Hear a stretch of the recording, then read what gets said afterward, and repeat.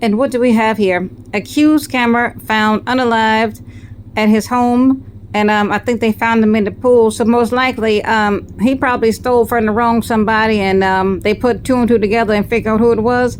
And they took him out. So let's watch. Authorities are investigating the death of Mohammed Koulibaly, the alleged scammer accused of targeting multiple former NFL players with a fake e-commerce scheme. According to police, the 24-year-old's body was found Friday in the swimming pool of a Harrison Township, New Jersey home by officers making a welfare check after family members called in concerns about his well-being. The discovery coming just weeks after a Barron's investigation named Koulibaly as the organizer of a purported scam that sought to swindle professional athletes by selling them stakes in bogus web stores. The athletes and other investors would buy into these e-commerce shops that seemed to be doing really good business based on the sales logs that they were able to review. But we were able to determine that those transactions were manually input by somebody with access to the back end of these stores. And the purpose of this was to make these athletes think that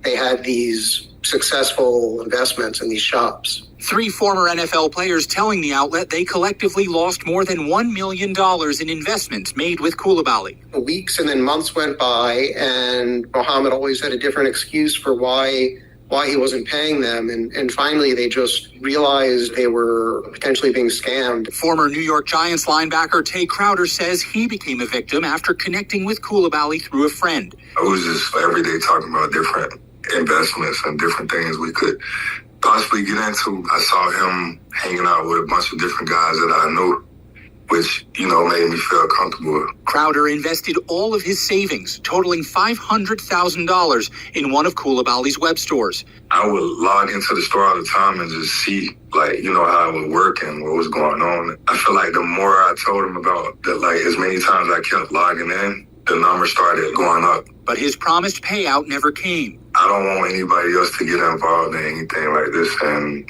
whoever has got involved, I just want to come together and make it right.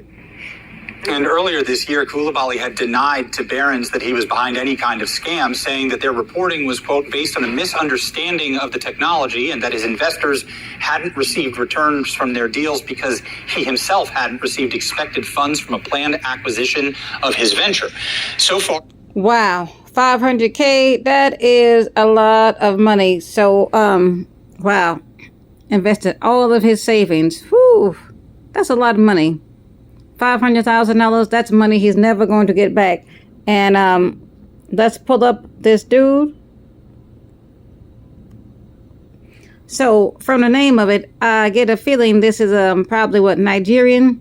I'm sure he's some kind of African scammer. So 24 years old, found him deceased in the pool, and I feel absolutely nothing. I'm glad he's gone. Demons like this, they don't stop. They just keep going and going and going.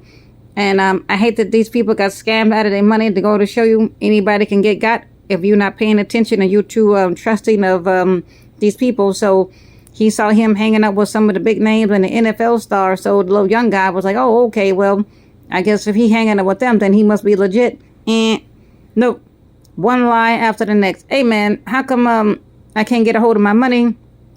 Where's my return on what I invested? What's going on? And these dudes here, they are all over the place. So this is why I hate to have one in my face. I hate to have one come my way with that old funny accent. And I'm standing there looking like, you got to find somebody else with this mess. I'm not interested. I'm not investing in nothing. We ain't got nothing to talk about. Keep it moving. So 24 years old, found him in the pool. I think somebody got to him. I think he done scammed the wrong somebody, and he got taken out and he got what he deserved.